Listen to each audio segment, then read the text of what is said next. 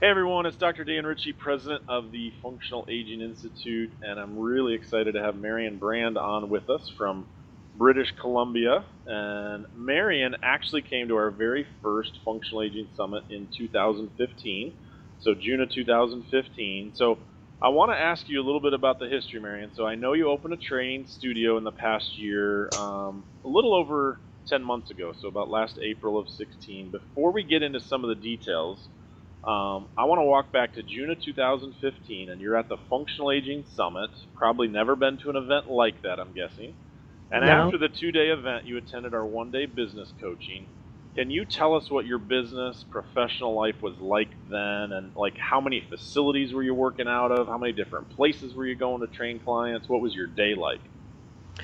Um, well, Dan, my day was very busy. I was running to multiple places throughout the day, teaching group fitness classes, doing personal training, renting my own space, like hourly spaces, teaching at big box gyms. It was hectic. It was crazy. And yeah, Yeah, it I was, think I remember you saying one of your days during the week you're at 8 different places, like whether it was clients' homes yes, or different facilities. I was like, 8 different places. I was like, oh my gosh, I was having a panic attack just listening. I know.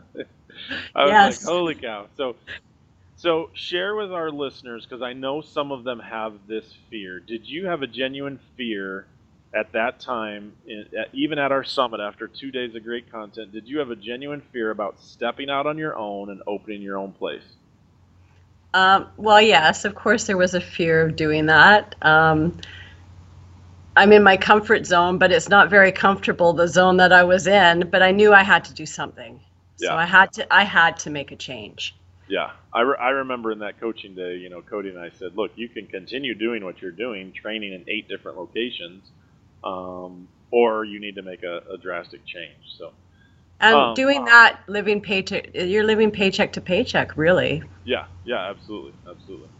So you later that year attended one of our mastermind meetings. You came as a drop-in guest, and you actually, I think you came and visited my facility in Indiana too, didn't you? I did. Yeah, yeah. So can you tell us sort of at what point or when you got the courage to finally take the plunge and open your own place? Like what was sort of the impetus that made you go, okay, I've got to do this? I was I was thinking prior that yes, I think I want to work on with this market.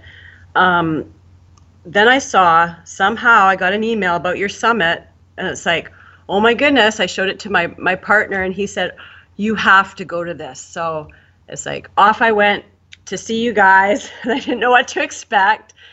And yeah, and then I saw there was the 1 day mastermind. It's like, okay, I don't have a facility, I don't really have a real business, but I have to go. I have to do this too. So, oh, I went off your topic. No, you're fine.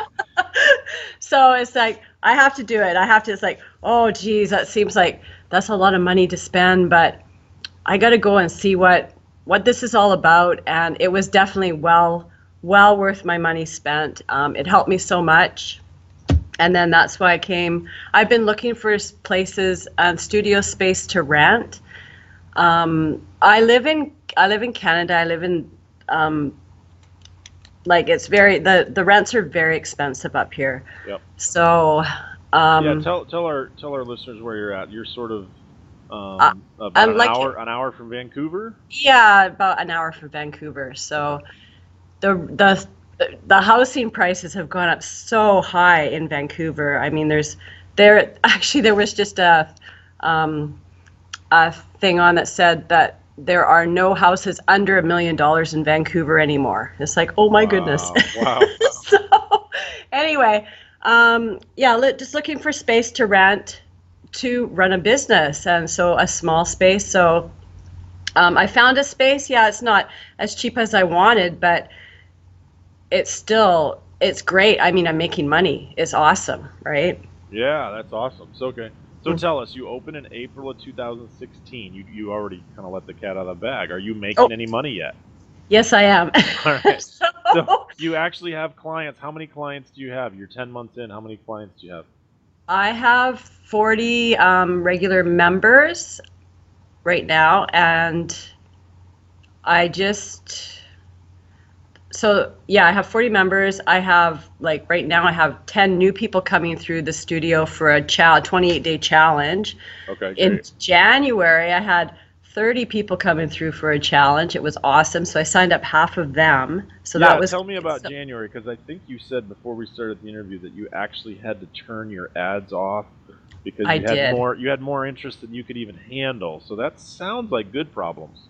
It's very good problems because I'm the main show here, and I do have one trainer that I have helping me, but yeah, I had overwhelming response to my ad. I had to turn my Facebook ad off. I had to yeah, say I was sold out. Wow, It's wow, like, wow. I know.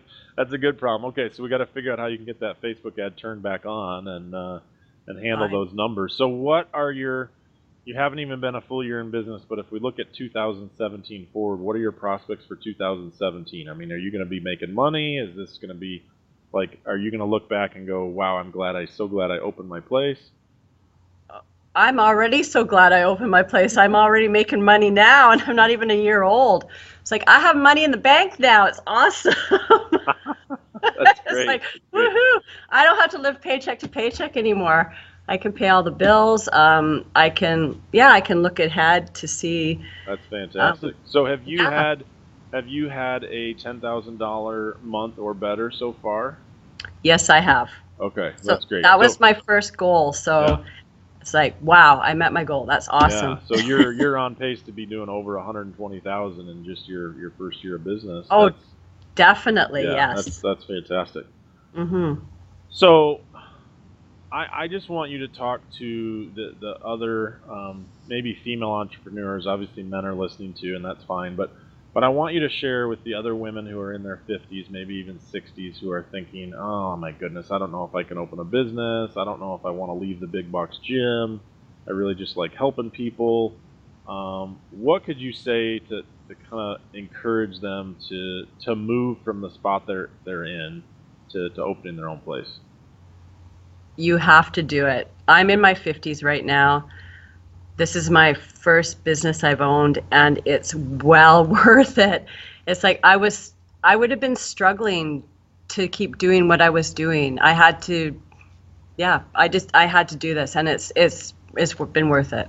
Yeah, that's awesome. So glad for you to share that, and I'm so glad that you did it, and I'm so glad that you came to our first summit and got inspired there to realize I've got to change, got to move from where I'm at because there wasn't much potential with where you were at. No, there was no potential. And I just want to thank you too, Dan, because you really did help me a lot. You know, especially when I came down to see your facility, and you guys are so open with everything, like even telling mistakes you've made, how things that are good, and just seeing your facility and how it worked. That really helped me to lock in what I wanted to do for my business model. So as soon as I came here and I found my space, I knew what my focus was. I didn't have to, there was no humming and hawing. It was just, I knew what it was and what I was going to do. And I just kept on that track, and it was Yeah, awesome. and your place is called Brand Fitness. Yes. Yeah, I love that. I love that name. So, Yeah. now I have shared with some people, and I shared this with you. I said, look, you have an advantage. You have an inherent advantage. One is that you're a woman, which is an advantage in the fitness industry. For whatever reason, people inherently trust women more. I don't know if you're aware of that. No, I didn't know that. That's an advantage. But Um, obviously, no. the other thing is you're a woman in her 50s.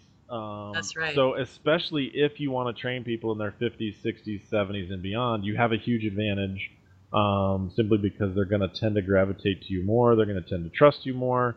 And so that's a huge advantage. And so for anyone, I mean, I remember telling you, I said, Marion, just do it. You're going to be successful at this because people are going to be attracted to you for so many reasons. I mean, one, obviously, you're a great fitness professional and you know how to train people, you care about people, but then you have the other things going for you in the fact that you're in your 50s, you have experience, you are a woman, and so you're going to understand and relate to women 50, 60, and 70 so much better than, say, a 27-year-old male.